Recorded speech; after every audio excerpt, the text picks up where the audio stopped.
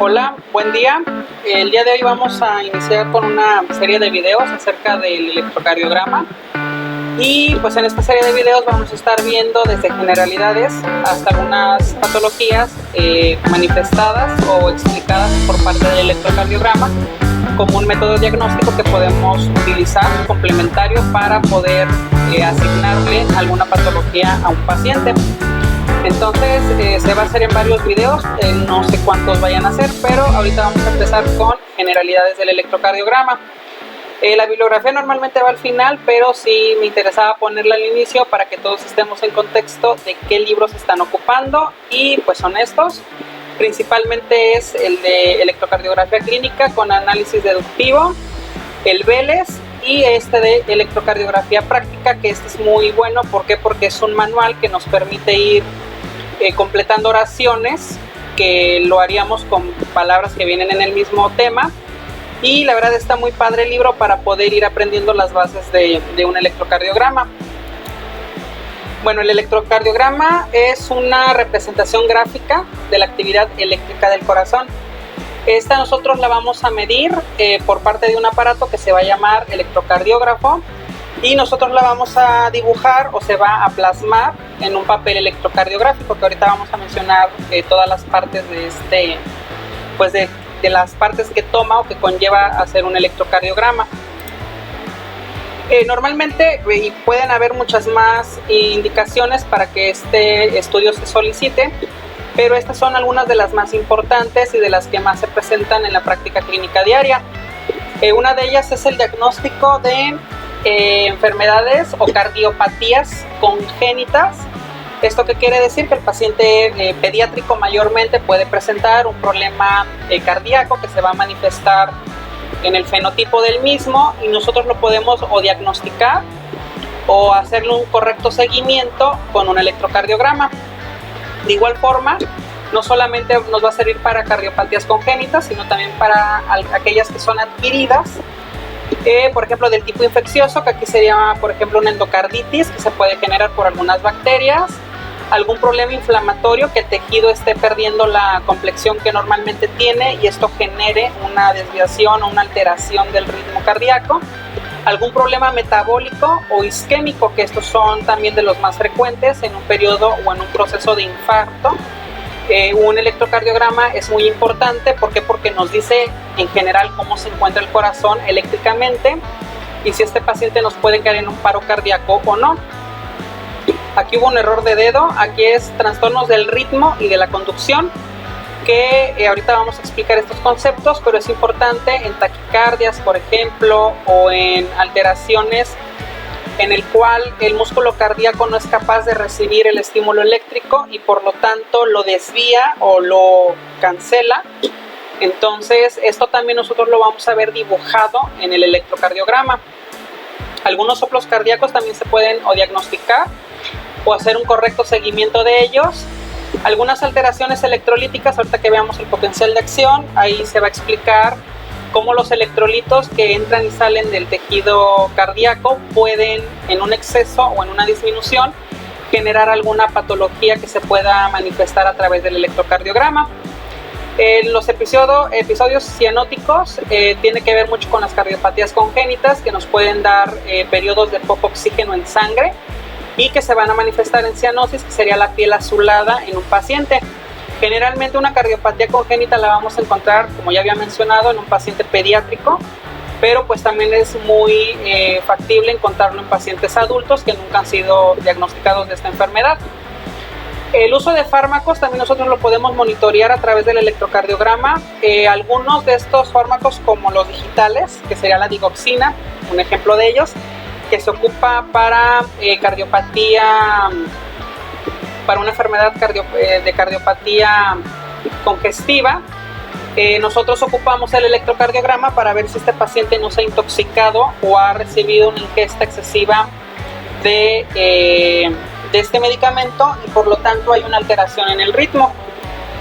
También el uso de fármacos antiarrítmicos, que tiene mucha relación con cualquier fármaco, nosotros lo tenemos que estudiar a través de un electrocardiograma. Otro uso que tiene el electrocardiograma es la documentación o el análisis de un paciente que llega con sintomatología de infarto o de isquemia.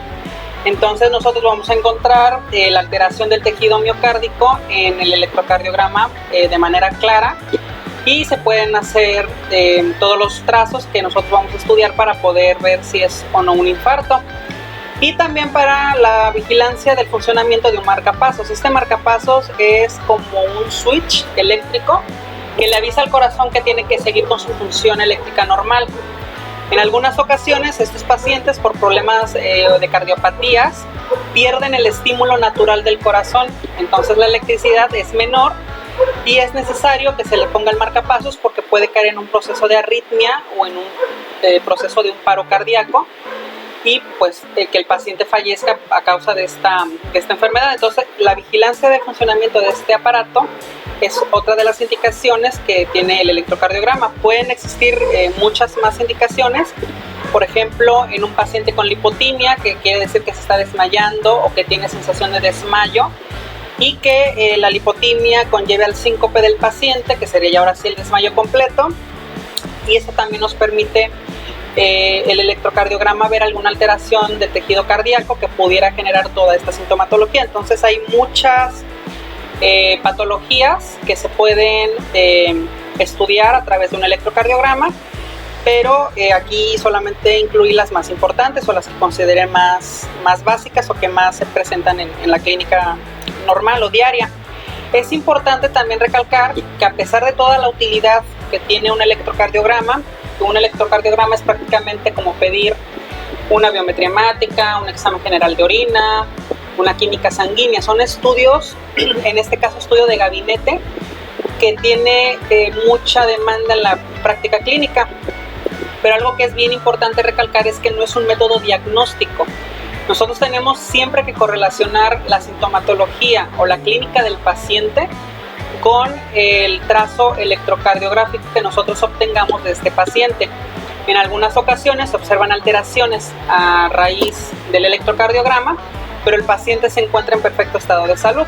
Entonces se tienen que hacer más estudios clínicos, paraclínicos, de gabinete, que nos permitan estudiar lo que el electrocardiograma dijo.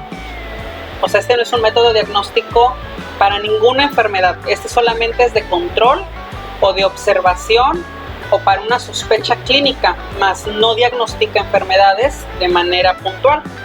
Entonces eso es algo bien importante de recalcar.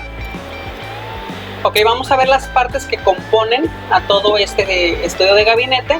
Y pues el inicial es el electrocardiógrafo. Este puede ser en diferentes presentaciones dependiendo del laboratorio, de la empresa que los fabrique, pero en general va a ser un aparato que dentro va a tener un galvanómetro, que es el que se encarga de recibir la electricidad, y lo va a trazar en este papel electrocardiográfico, que esto ahorita vamos a explicar cómo se hace, y normalmente va a estar conectado a unos electrodos, que son estos cables que van a ir, esta porción va al aparato y todas estas puntas se dirigen a la piel del paciente.